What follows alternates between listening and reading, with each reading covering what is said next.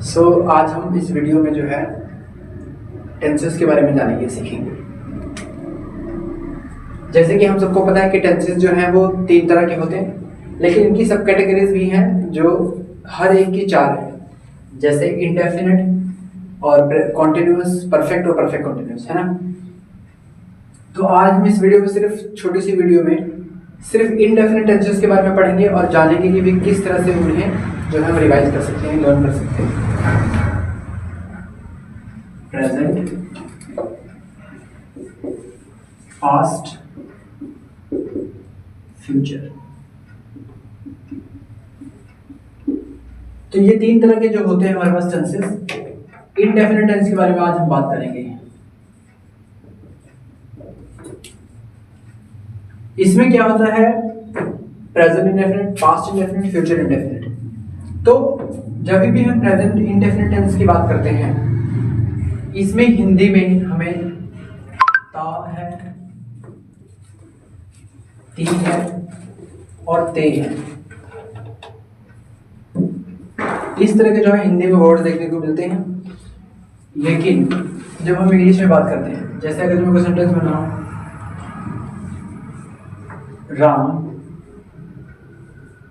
Writes a letter, तो जो ये अफर्मेटिव सेंटेंस बना है, इसमें राम राइट्स ए लेटर, जो हमारे पास इसमें एस लगाया मैंने। नेगेटिव में क्या होगा? Ram does not write a letter. जो ये वर्ब है हमारे पास, इसमें एस लगाया हुआ, इधर एस नहीं लगा वर्ब के साथ। क्यों नहीं लगा बताओ? इंटरोगेटिव में कैसे बनेगा sentence? Interrogative, does Ram write a letter. अब देखो, जो ये हमारी हेल्पिंग वर्ब है और जो मेन वर्ब है, इसमें समझने के लिए बातें ये हैं कि जब रूल्स करके लिख लो, हमारे पास सब्जेक्ट होते हैं सिंगुलर और प्लूरल सब्जेक्ट होते हैं।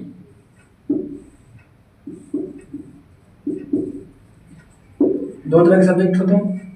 सिंगुलर सब्जेक्ट में कौन कौन से आते हैं? ही, शी, इट और कोई भी नेम जो सिंगुलर हो। सिंगुलर नेम वो चाहे थिंग का हो सकता है, वो किसी चीज का हो सकता है, कुछ भी हो सकता है। इसी तरह से यहाँ पर यू, आई, वी, दे और कोई भी प्लूरल नेम कुछ भी हो सकता है, जैसे बॉयज हो गया और थिंग में कुछ टेबल्स हो गए, इस तरह की चीजें।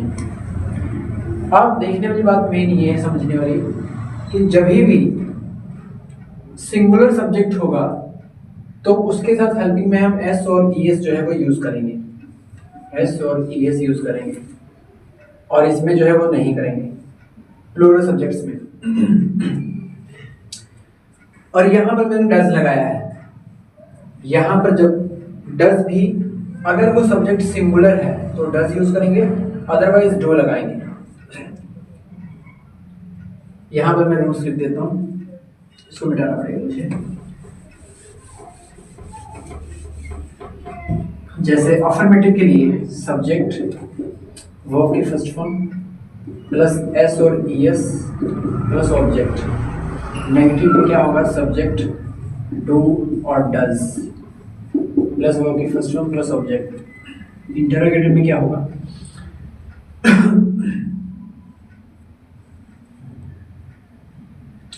यहाँ डू डज को पहले लिखेंगे,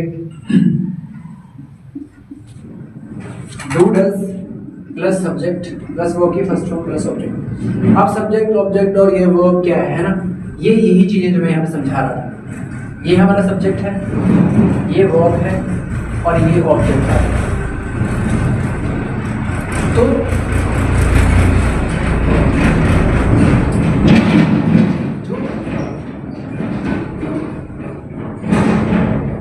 सेंटेंस में जो काम कर रहा होगा वो हमारा सब्जेक्ट है, जिस जो काम कर रहा होगा वो सब्जेक्ट है, और उस काम को करने की क्रिया जिसको वर्ब बोलेंगे, और उसके काम का जिसके ऊपर इम्पैक्ट पड़ रहा होगा वो जो है तुम्हारा ऑब्जेक्ट होगा। यहाँ पर डू डज भी मैंने लगाया हुआ है, रूल्स में मैंने समझाया था। यहाँ पर अगर वो सिंगुलर सब्जेक्ट है, यहाँ पे एस लिख देता है, एस और बी। अगर वो सब्जेक्ट सिंगुलर है तो डज यूज करेंगे, प्लूरल है तो डू लगाएंगे। इसी तरह से डू डज को बाहर लेकर आएंगे इंटरोगेटिव में, और फिर सब्जेक्ट, फिर वर्ब की फर्स्ट फॉर्म, फिर ऑब्जेक्ट। एक और सेंटेंस बनाना सीखेंगे हम, जैसे अफर्मेटिव बनाना है।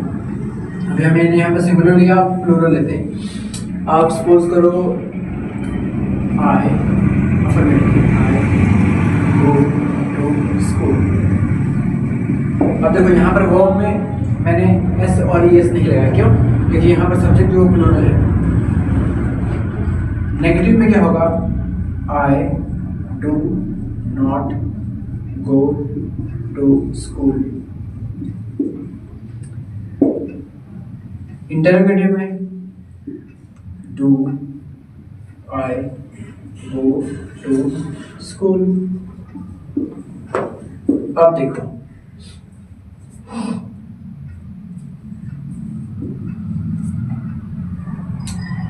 यहां पर भी हमने डू के साथ जो है वर्ब की फर्स्ट फॉर्म लगाई, इधर भी फर्स्ट लगाई। पूरे सेंटेंस में, पूरे टेंसेस में सिर्फ प्रेजेंट इंडेफिनिट में अफर्मेटिव सेंटेंस की फॉर्म में हम एस और ई एस लगाते हैं, कारण अगर वो सिंगुलर सब्जेक्ट है तो, अदरवाइज नहीं। तो अब हम मूव ऑन करेंगे पास्ट इंडेफिनिट पर। ये हमारा प्रेजेंट इंडेफिनिट था। इसी तरह से हम जो है जो सारे सेंटेंसेस को हम सीखेंगे। अभी मैं पास्ट इंडेफिनिट के पहले रूल्स इसलिए लिख रहा हूँ ताकि इसमें समझने में क्लियर ज़्यादा होगी। जैसे सब्जेक्ट, वर्ब की फर्स्ट सेकंड फॉर्म, फिर ऑब्जेक्ट। अफर्मेटिव में, नेगेटिव में क्या होगा? सब्जेक्ट डिड नॉट लगाएंगे, फिर वर्ब की फर्स्ट फॉर्म, फिर ऑब्जेक्ट। इंटरोगेटिव में डिड को बाहर लेकर आएंगे, प्लस सब्जेक्ट प्लस वर्ब की फर्स्ट फॉर्म प्लस ऑब्जेक्ट। अब जो समझने वाली बातें हैं, इसमें सिंगुलर और प्लूरल सब्जेक्ट का कोई जो है दिक्कत नहीं है। यहाँ पर हम डिड ही लगाएंगे, वो चाहे सब्जेक्ट सिंगुलर हो और प्लूरल हो। लेकिन जब हम डिड यूज कर लेंगे तो वर्ब की फर्स्ट फॉर्म वर्ब यूज करेंगे, एक कंडीशन है। बट इधर जो अफर्मेटिव में सेकंड फॉर्म ही लगाएंगे। जैसे मैंने पहला सेंटेंस बनाया था, राम राइट्स अ लेटर, तो उसका पास्ट बनेगा अफर्मेटिव में Ram wrote a letter. Negative में Ram did not write a letter. Interrogative में did Ram write a letter. अब देखो यहाँ पर डिड लगाया, लेकिन वर्ब की फर्स्ट फॉर्म लगाई। ये ध्यान में रखने वाली चीजें हैं बस, कि अगर हम डिड यूज कर रहे हैं, डज लगा रहे हैं, डू लगा रहे हैं, कुछ भी यूज कर रहे हैं, उसके बाद जो वर्ब की है वो फर्स्ट फॉर्म आएगी, ना उसमें एस लगेगा ना एस लगेगा, कुछ भी नहीं। तो अगर इस तरह के सेंटेंस है तो ये हम जो है वो यूज करेंगे। ये हमारा पहला सेंटेंस था। सेकंड था मैं स्कूल जाता हूँ, यानी मैं स्कूल गया। हिंदी में इसके आएगा या, ये और ये, था आएगा, थी थे आएगा। जैसे मैं स्कूल गया, I went to school. Affirmative, negative में क्या बनेगा? I did not go to school. Interrogative में did, I go to school. मैं स्कूल गया, मैं स्कूल नहीं गया। क्या मैं स्कूल गया? ये सेंटेंस की देखो हमारी मेन समझने वाली बातें ये है कि ये सेंटेंसेस की फॉर्म्स हैं। Affirmative, negative, interrogative. Negative means जिसमें नहीं होगा, मतलब नॉट लगा होगा। इंटरोगेटिव मतलब जिसमें क्वेश्चन मार्क किया होगा, क्वेश्चंस पुट किए होंगे। सो नेक्स्ट जो हमारा है फ्यूचर इंडेफिनिट, उस पर हम मूव ऑन करेंगे। ये पास्ट है। फ्यूचर इंडेफिनिट में क्या होगा? मैंने इसकी प्रूफ में लिखी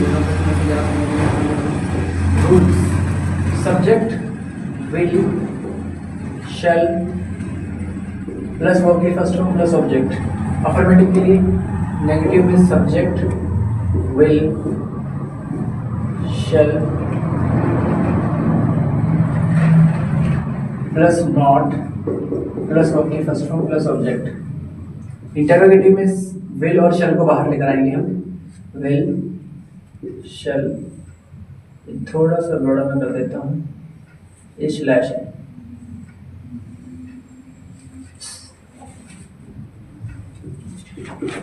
विल शैल सब्जेक्ट वर्ब की फर्स्ट फॉर्म प्लस ऑब्जेक्ट।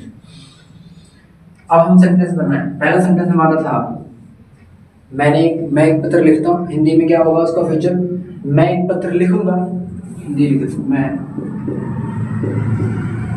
एक पत्र लिखूंगा। फ्यूचर की बात होगी, यानी इसमें क्या होगा? गा गी और के आएगा। मतलब काम जो है वो फ्यूचर में हो रहा होगा, हमें पता है। अब अफर्मेटिव में कैसे बन गई ये? I shall write a letter.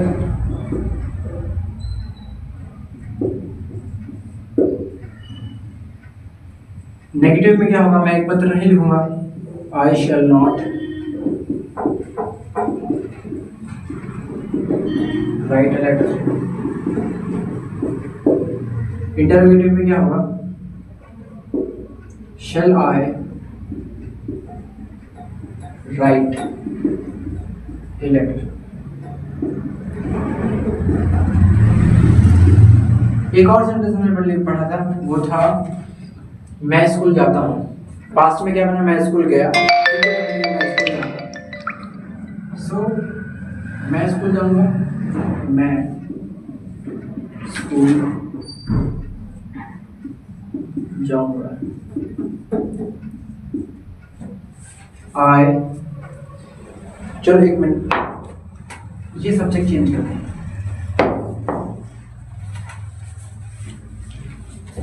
वह स्कूल जाएगा। वह स्कूल जाएगा। अब वह यहाँ पर कोई सब्जेक्ट है लेकिन वो सिंगुलर है। सिंगुलर और प्लूरल का इसमें भी ध्यान रखने वाली चीजें हैं, वो बता देता हूँ। जैसे अफर्मेटिव में क्या होगा? He will go to school.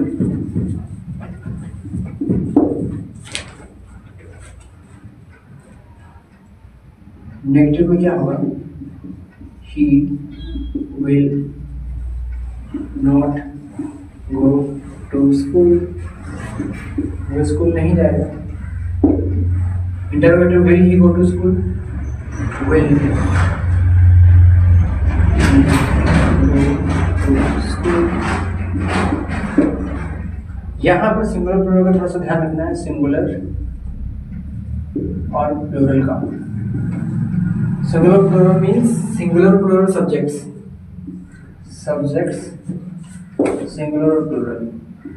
जैसे यहाँ पर हम आई और वी को ले लें। आई और वी के साथ जो है वो हम शैल यूज करते हैं टेंस में, ये ध्यान रखें। और बाकी जितने भी सब्जेक्ट हैं हमारे, ही शी इट दे यू और कोई भी नहीं। अगर देखो मॉडर्न इंग्लिश में क्या होता है, क्योंकि शेल के पीछे भी डबल एल है और विल के पीछे भी डबल एल है, इसका मतलब है कि हम विल और शेल जो है यूज कर सकते हैं, कोई दिक्कत नहीं है, मतलब प्रॉब्लम वाली बात नहीं होगी, कर सकते हैं। लेकिन रूल है टेंस में रूल है कि हम विल और शेल को जो है यूज करेंगे सिंगुलर और प्लूरल सब्जेक्ट के साथ, तो इसीलिए हम शेल को यूज करेंगे आई और वी के साथ। That's it. ये हमारे सेंटेंसेस हैं और ये रूल्स हैं। इसमें वर्ब की फर्स्ट फॉर्म यूज करते हैं विल और शेल, इसमें से कोई एक। विल शेल का मतलब अगर वो सिंगुलर सब्जेक्ट है तो ये वाला, अगर प्लूरल है तो ये वाला। तो ये जो है तीन तरह के जो सेंटेंसेस थे, टेंस थे, indefinite, past indefinite, future indefinite और प्रेजेंट इंडेफिनिट। आई होप तुम्हें समझ में आया होगा।